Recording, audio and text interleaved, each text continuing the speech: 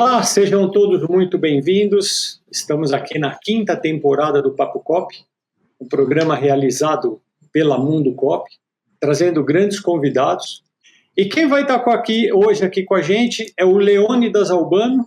Ele é coordenador da incubadora de empresas da PUC Goiás. Ele também é professor e pesquisador na Escola Politécnica de Artes da PUC, lá de Goiás. Leônidas, é um enorme prazer ter você aqui com a gente hoje para explicar esse tema, como é que funciona. Mas antes de eu te fazer a primeira pergunta, Leônidas, fala um pouco para a gente, se apresenta. Quem é o Leônidas, o que você faz? Fala para a gente, Leônidas. Então, bom, é um prazer estar aqui, né, estar podendo compartilhar aqui desse mundo de informação, né? Sustentabilidade já é um mundo muito grande, a arquitetura é outro. Quando elas se encontram e se ligam ao mundo da inovação, a gente vai ter muito para conversar aqui, né? Eu sou arquiteto urbanista, né, por formação. Todo o meu período de estudos, de pós-graduação, foi voltado para a sustentabilidade, de mestrados, doutorado. Minha experiência profissional também no campo da arquitetura foi justamente nessa área. Tive a oportunidade de estudar fora do Brasil, e lá na Espanha, e na Espanha, desde que eu me ingressei ali no primeiro mestrado que eu fiz, já dentro de uma empresa que desenvolvia consultorias e projetos nessa área de sustentabilidade em vários países do mundo. E aí a gente tinha contato com muitos profissionais de outras áreas também. A gente foi aprendendo, né, a desenvolver uma sustentabilidade que a gente, aqui no Brasil, a gente tenta trazer um pouco dessa realidade, também atuando nessa área. A gente está falando aqui de arquitetura sustentável, mas exatamente o que significa dizer que uma incubadora de empresas ela adota uma arquitetura sustentável? Isso, então, como que se trata essa relação, né, entre incubadora de empresas e arquitetura sustentável? O critério da sustentabilidade, uma vez até me perguntar, mas o que é sustentabilidade? Não é sustentar-se, né? Olha, de certa forma porque o conceito é justamente trabalhar tudo que a gente faz hoje, só que dentro de uma escala de tempo. Aquilo que eu faço tem que ter longevidade, tem que ser pensado a curto e longo prazo. Ou seja, hoje, aquilo que eu faço enquanto arquiteto, como que isso impacta a sociedade, como que impacta a economia, como que impacta o meio ambiente, mas como que tudo isso, depois de gerações, vão impactar as próximas gerações. Se o arquiteto organiza espaços, na incubadora a gente organiza ideias, a gente organiza projetos. Na arquitetura a gente também faz projetos, a gente tem planejamento, é nosso carro forte, né? Só que é planejamento com execução. Então a gente vai transformando essas informações para aquilo que é o acompanhamento dos projetos incubados. Mas entra a questão que é fundamental, que todos os projetos sejam sustentáveis, que todos os projetos tenham um impacto socioambiental e econômico. Então, aqui na nossa incubadora, logo de início, para nós não faz nem sentido, na verdade, uma universidade se abrir para prestar um serviço, para acolher um projeto que fora do âmbito acadêmico, fora do âmbito da própria incubadora, não gere um impacto social, econômico e ambiental de qualidade. Não dá para a gente viver o hoje fazendo as coisas da maneira como se fazia há 100 anos atrás, né? Da mesma forma, não dá para pensar o amanhã, já que a gente está falando de inovação, pensando simplesmente da maneira como já tem sido feito hoje.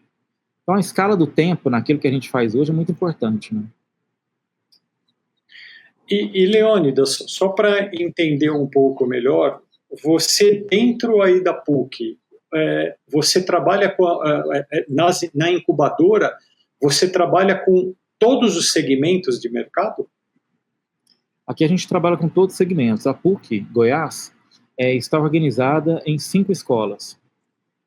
Cada escola tem um tema específico, e a incubadora serve a todas as 5 escolas, de modo que ela tem uma amplitude de campo de conhecimento de aplicação muito grande.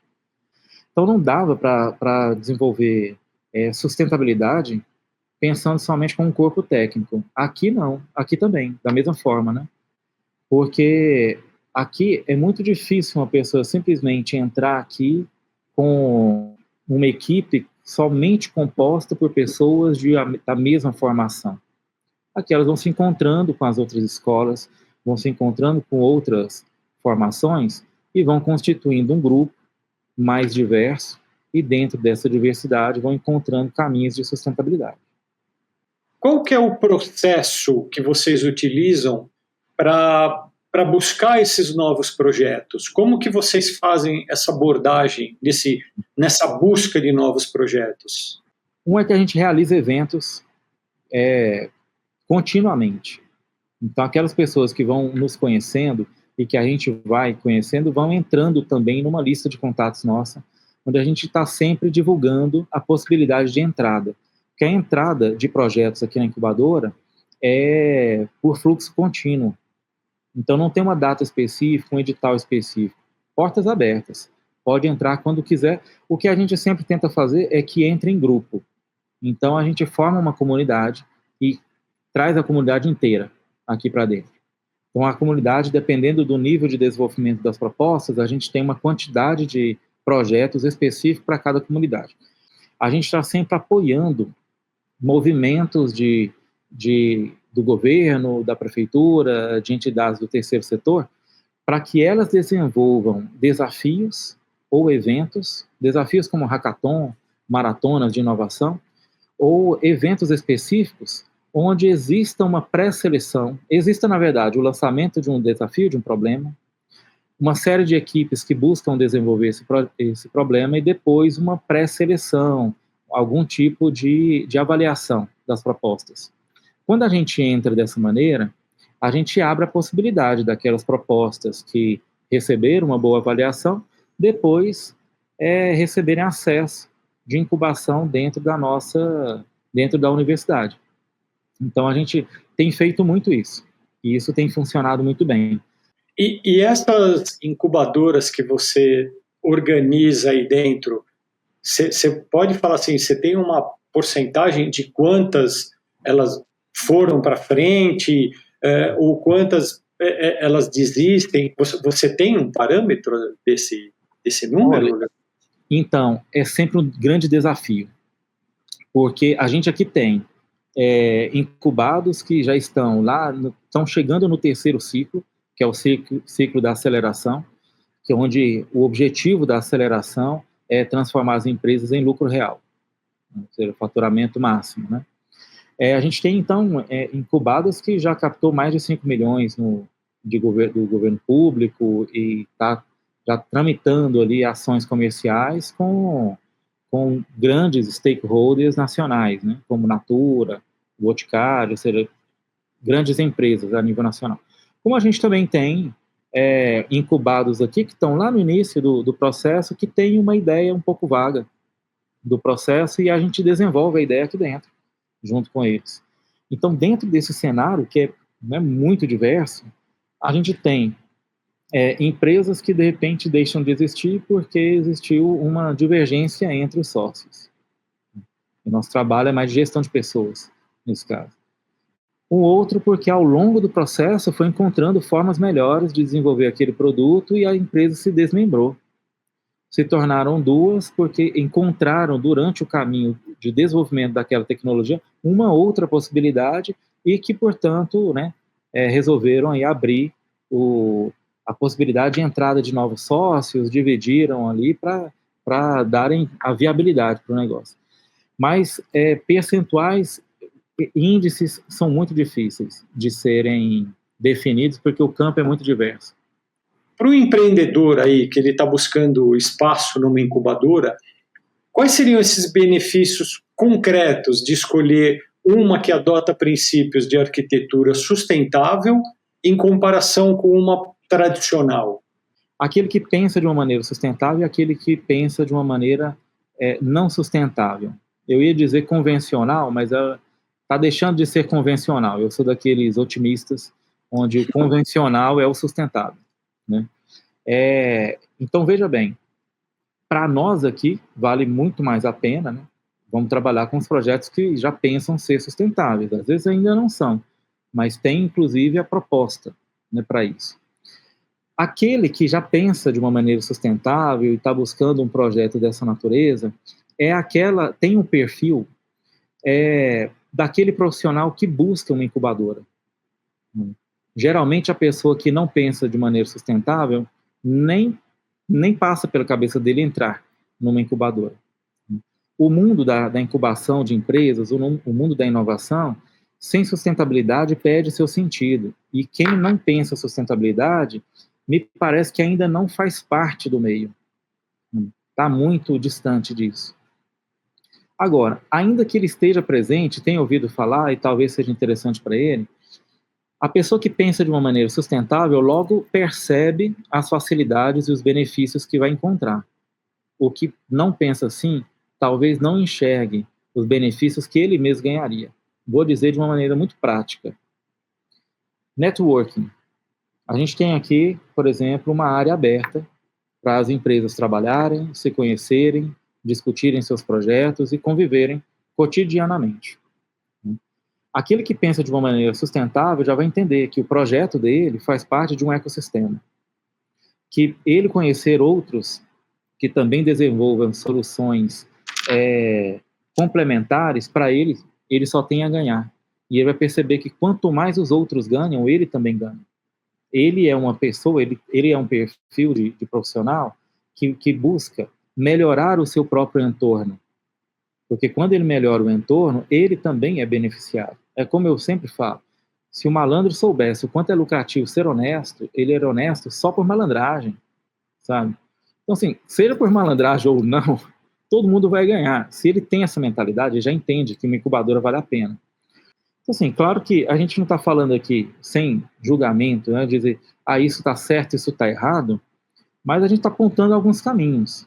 Né? Eu acredito que hoje, por exemplo, no cenário da construção civil, quando você realiza construções que custam 3 mil a 4 mil, até 5 mil reais o metro quadrado, e você disponibiliza para o mercado, preço de venda, com um valor 3 vezes, quase 4 vezes maior do que o seu custo, tem alguma coisa errada nessa economia que a gente está criando. Agora, você falou uma coisa interessante, que quando a pessoa entra, ela já tem que ter essa mentalidade de sustentabilidade. A gente vê isso também dentro do cooperativismo. Toda essa nova geração, a gente vê que o cooperativismo ele tem essa pegada com essa nova geração. Você acredita que os jovens que estão chegando agora dentro das incubadoras, eu não sei qual seria a média de público teu que entra numa incubadora, mas eles já chegam com essa mentalidade? Eu acho que é mais fácil essa nova geração chegar com essa mentalidade do que uma geração passada, não é? É verdade, é verdade. Eles aqui já chegam com essa mentalidade. Quem nos procura ou então participou de algum evento com a gente, percebeu que isso é muito bom e veio até nós para conhecer um pouco mais.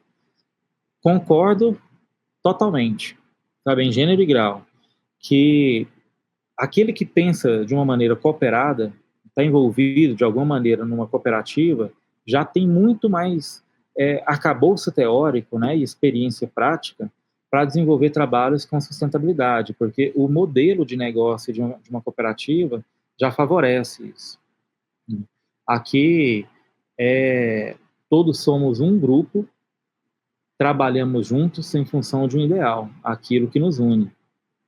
Então, dessa forma, eu já me reconheço, né, já me vejo dentro de um contexto onde, quanto melhor o contexto, melhor para mim também. Porque eu vejo também algumas cooperativas, vamos falar, os principais ramos, a gente está falando do crédito, agro, saúde. Sim. Quando a gente fala de inovação, eu acho que você pega uma startup, um hub de inovação, eu acho que tem muita ideia surgindo, mas uma dificuldade que eu acho que vocês devem passar é que tem muita ideia, mas aquela ideia que vai dar certo, é claro, a gente não pode também falar que essa ideia vai dar certo se você também não testar. Eu acho que essa dificuldade também para vocês é muito grande, né? Você selecionar aquela ideia que essa tem uma possibilidade de dar certo? Justamente, para nós é muito difícil selecionar isso. Geralmente o dono da ideia acredita que aquilo vai mudar o mundo. Para ele é a melhor ideia que o mundo já teve. Para nós, isso daí só se confere ao longo do tempo, sabe? Para mim, o tempo é um grande juiz, porque nada na vida vem de graça. E para que as coisas aconteçam, exige-se muita persistência, né? Muita perseverança. Então é ali que a gente vai provando, né? É como o fogo é quem prova o ouro, né? O ouro é provado pelo fogo. Então aqui os projetos são provados pelo tempo. Aqui dentro da Portuguesa é diferente, as propostas entram. E aí aqui dentro a gente desenvolve as propostas juntos, junto com o incubado. E aí ao longo do tempo a gente vai percebendo se aquilo de fato se confirma ou não confirma. Então a gente, como se diz, né?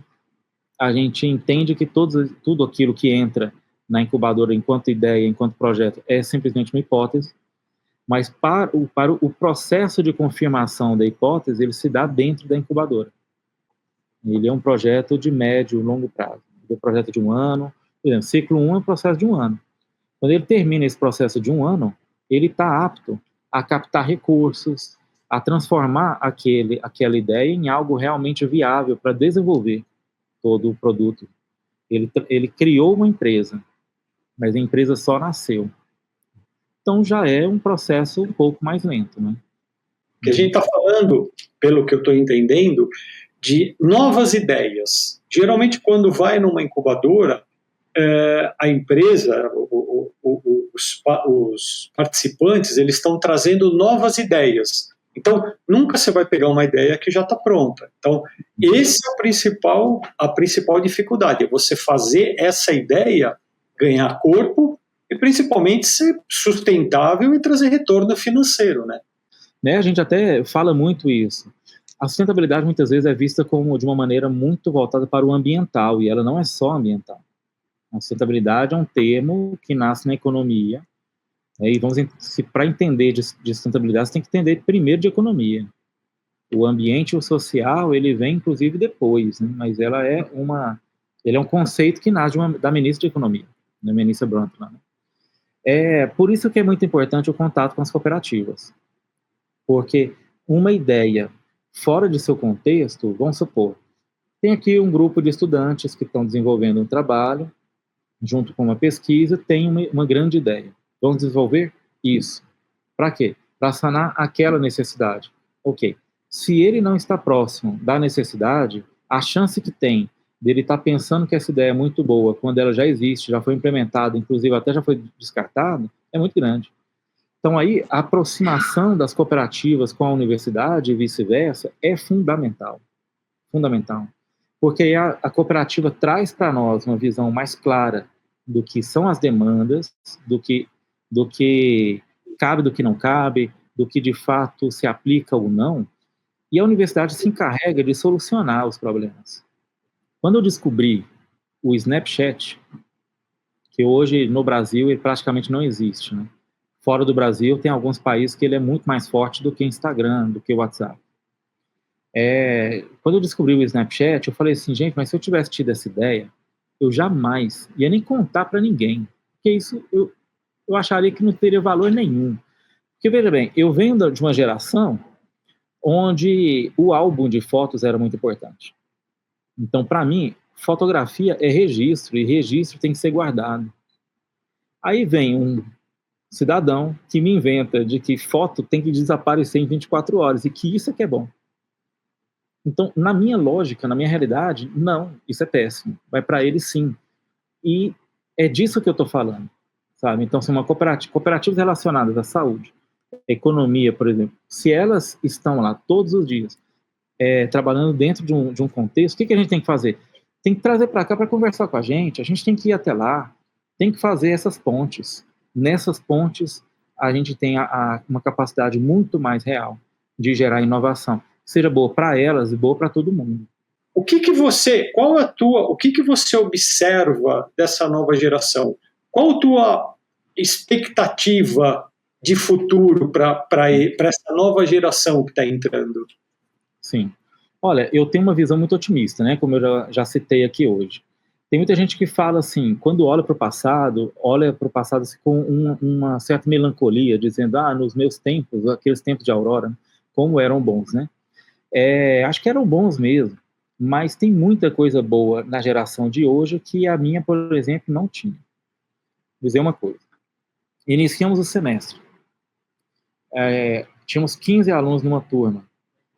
Só que fomos formar grupos de 3 alunos. 5 grupos de 3 alunos.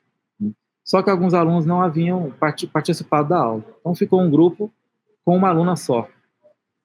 Para resolver isso, foi tão simples. Por exemplo, olha, essa pessoa daqui, você não conhece ela, mas ela pode participar do seu grupo? Ah, sim, claro, entra, participa. Aí depois a outra aluna que não tinha vindo veio. E aí falou, não, então vamos mudar tudo de novo e tal, porque agora ela chegou. Você conhece ela? Não. Você poderia fazer trabalho com ela? Claro.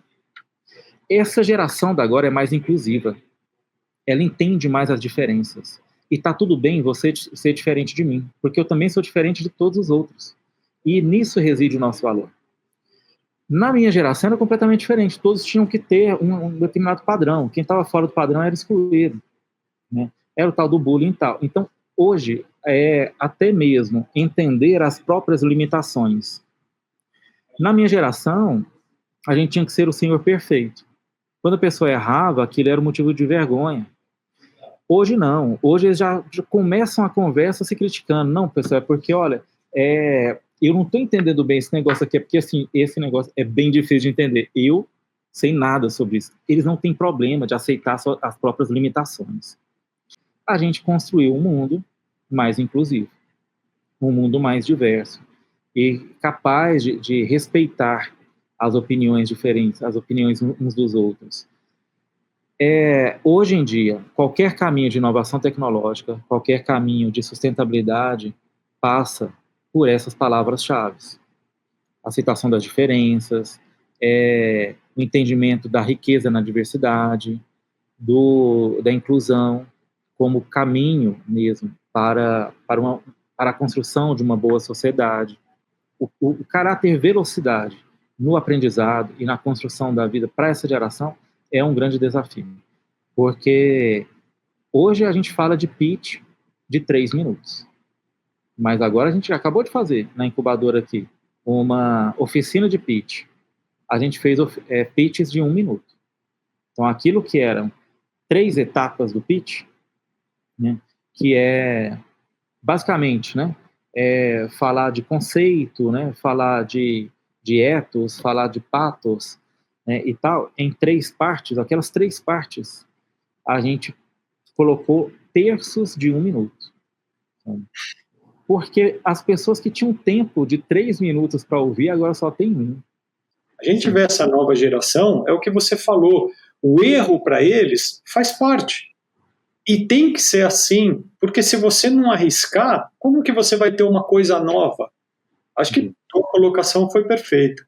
Aqui, só para a gente finalizar, eu acho que você trouxe um conteúdo aqui bem bacana, você falou da nova geração, e você falou agora a inteligência artificial. Uhum. Você, estando na PUC, você conversando com os alunos, como que você enxerga a inteligência artificial? Tem gente que fala que vai piorar, tem gente que fala que veio para o bem. Na tua visão, Leônidas, o que você enxerga da inteligência artificial? Na arquitetura sustentável, a gente tem 2 linhas que se dialogam, né? Uma é da high-tech e a outra é a low-tech. A low-tech, por exemplo, permacultura, tijolo de adobe, técnicas mais vernaculares. High-tech, tudo aquilo que é alta tecnologia. Então, é um vidro de alto desempenho para combater a radiação solar. Eu penso que a gente tem que ter equilíbrio entre as 2 partes. A gente está vivendo um mundo polarizado, acho que todos perdem com isso. Eu tenho que ser de um lado ou do outro. Eu acho que todos perdem com isso. Tem que existir um equilíbrio entre essas 2 partes. Mas eu sou incapaz de perceber, de me posicionar entendendo que a gente deve retroceder com relação à inteligência artificial, por exemplo. A gente tem que saber usar a inteligência artificial. Como, por exemplo, mas agora os alunos vão entregar trabalho escrito, eles vão fazer na inteligência artificial, entrega pronto. Então, significa que o teu processo de ensino-aprendizagem tem que mudar. Não pode pedir para o cara te entregar um trabalho escrito. Isso daí não é construção de mentalidade crítica. Isso a inteligência artificial faz para nós. Então a gente tem que mudar os nossos processos, nossa forma de interagir. Aqui, eu inclusive sugiro, entregue o nome das inteligências artificiais, falo isso daqui, faça dessa forma, entregue esse prompt, com essa informação, desenvolva isso daqui, faça um relatório, entregue para uma outra inteligência artificial, desenvolva uma apresentação, traz para mim. Agora, diante disso, vamos fazer nós mesmos essa segunda etapa do trabalho, para que você entenda isso. Depois, dialogue com a inteligência artificial, vamos bater um papo com ela, liga o microfone, e aí, o que ela acha sobre isso? Ok, agora entrevista a pessoa, vamos conversar com essa pessoa que você está desenvolvendo, por exemplo, o projeto da residência, para que você tenha esses dois contatos, para a gente não perder nenhum lado e nem o outro, a gente tentar fazer um ponto de equilíbrio nisso. Então, a inteligência artificial, para mim, ela é a enciclopédia Barça do antes. Tem que saber usar. Quando falava, olha, faça um trabalho, a gente ia na biblioteca, pegava a Barça, copiava a Barça e trazia. Agora era no Google, e agora é na inteligência artificial. A inteligência artificial, ela só está avançando nessa direção. A gente tem que saber qual é o lugar de cada um. Mas eu, sinceramente, não vai substituir o ser humano. O próprio Mark Zuckerberg publicou, né, uma nota numa entrevista que ele estava fazendo, dizendo o que você acha do crescimento do Instagram no Brasil, e ele falou, olha, o brasileiro gosta de ser enganado, e por isso que o Instagram dá certo, porque as pessoas que publicam uma vida que não existe, e as pessoas gostam de ver aquela vida que não existe para comparar com a dele, que também, ou seja, você vê o quintal do vizinho, a grama é mais verde, ainda que você saiba que lá nem grama tem, você continua querendo ver, né? Então, isso me preocupa muito mais do que a inteligência artificial, sabe? Um mundo que não é construído na profundidade, numa construção histórica das coisas, numa relação muito mais perene. Isso me preocupa muito mais, porque a inteligência artificial, ela só vai derrubar o profissional que é superficial. E eu acho também, Leônidas, acho que isso que você falou foi assim, perfeito. Não tem como a gente parar essa tecnologia. Eu acho que aconteceu um caso semelhante com o Uber, principalmente aqui em São Paulo. Uma briga dos taxistas com o Uber, não tem como você parar. Quando você começa a lutar, isso acaba sendo pior. É o que você falou, a inteligência artificial chegou, agora você tem que adaptar. Não adianta um professor pedir um trabalho que ele sabe que vai vir da inteligência artificial. Então, ele tem que fazer essa adaptação para não ter esse conflito. Acho que é por aí, né? Agora, alguma coisa tem que regulamentar, sabe? Então, naquela ideia de equilíbrio, né? Essa sociedade completamente neoliberal, ela me assusta um pouco. Acho que tem que ter algumas regulamentações. De uma certa forma, o mundo que a gente vive é a era da informação e, de uma certa forma, a gente tem que saber como que essas informações estão sendo trabalhadas. Porque a guerra hoje, física, da maneira como a gente sempre conheceu, esse estereótipo de guerra, está muito diferente da Terceira Guerra Mundial, sabe? Assim, se um dia vier a acontecer, ela é uma guerra de inteligência. Assim. É tecnológica. Informação, uma guerra tecnológica. Perfeito, Leônidas. Quero agradecer muito a tua participação aqui no Papo Cop. Como que as pessoas fazem para entrar em contato contigo? Você quer deixar um contato, LinkedIn? Como que é mais fácil de te achar, Leônidas? Olha, pode entrar em contato comigo diretamente ou em contato com a incubadora, né? Com a incubadora, acho melhor um e-mail, por exemplo, incubadora@pucgoias.edu.br. Maravilha. Que aí fica aberto, quem quiser participar, envia um e-mail, acho que aí a gente abre o leque, certo? Sim. Se quiser me buscar lá no Instagram, por exemplo, leonidas.albano. Quero te agradecer pela presença. Obrigado, foi um Papo Cop bem bacana. Estamos aqui na 5ª temporada. Quem quiser ver os episódios anteriores, acesse o canal da Mundo Cop lá no YouTube. Você tem todos os episódios. Leônidas, obrigado mais uma vez.